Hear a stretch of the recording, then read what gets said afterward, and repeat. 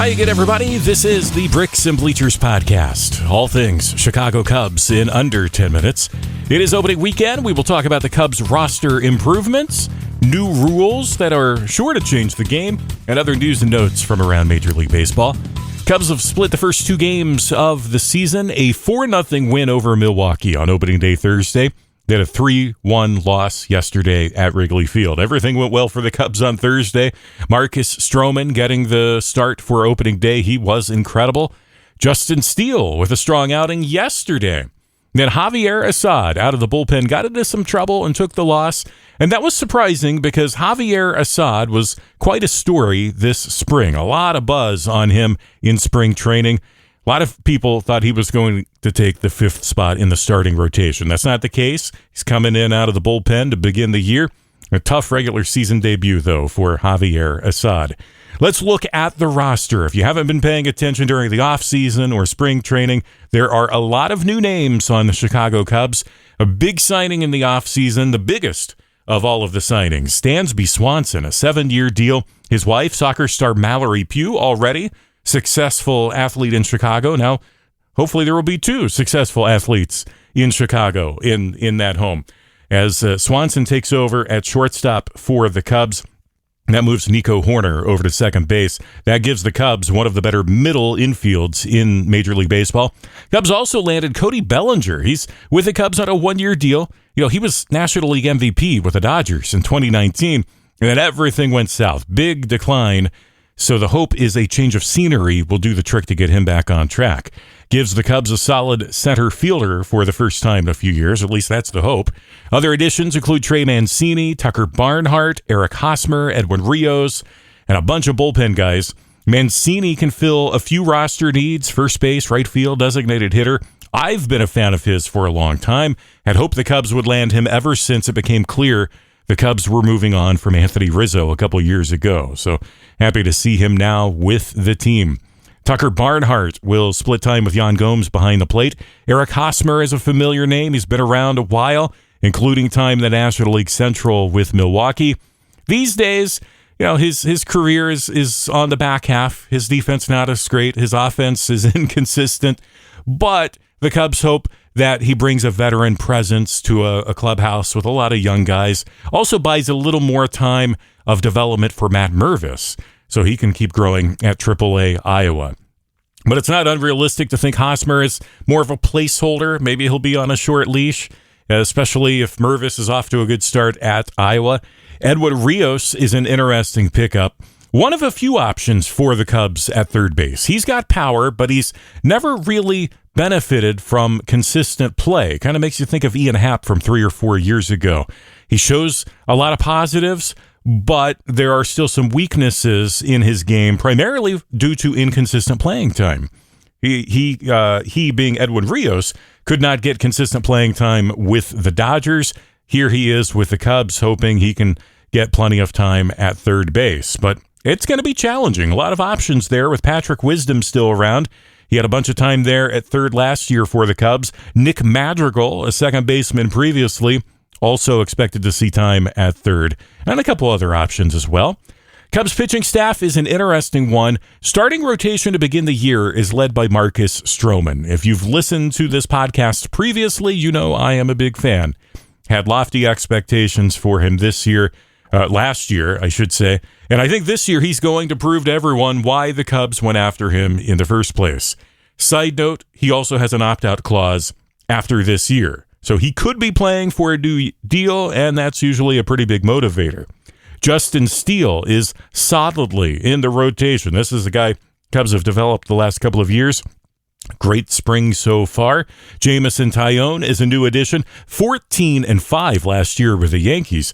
He began his career with Pittsburgh, so you may recognize the name from a few years ago when he was playing the Cubs as an opponent. Drew Smyly and Hayden Wesneski round out the rotation for the Cubs. Wesneski, acquired from the Yankees late last year, he was really good for the Cubs in the 2 months or so that he was with the team. I have a good feeling about him. I try not to get too excited about a small sample size, but he was really good in August and September. Had a pretty solid spring training, too. I did not mention Kyle Hendricks. He's still injured.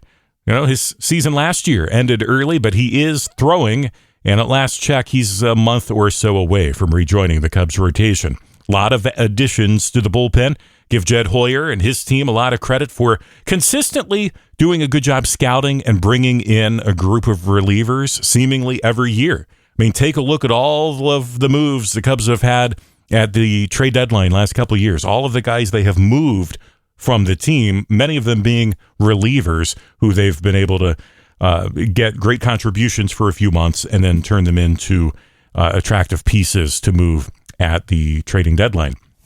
Also worth noting, Seiya Suzuki will begin the year on the injured list. He hurt himself in spring training, likely to return soon, next couple of weeks. So that'll give the Cubs an outfield of Ian Happ, Cody Bellinger, and Seiya Suzuki from left to right. I like that.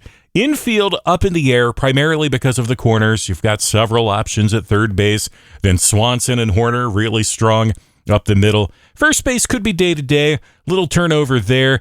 Again, Mancini, I hope, will get a lot of time there. You've got Hosmer and Matt Mervis waiting in the wings, too, if he were to be called up from Iowa. A lot of talk about new rules this year. Major League Baseball looking to speed up the pace of play. This is not just about shortening the length of games. It's about creating more action on the field.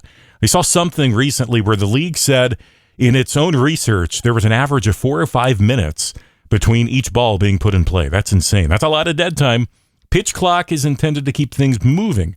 Pitchers have 15 seconds to pitch when bases are empty, 20 seconds with a runner on, and then 30 seconds on the clock between batters.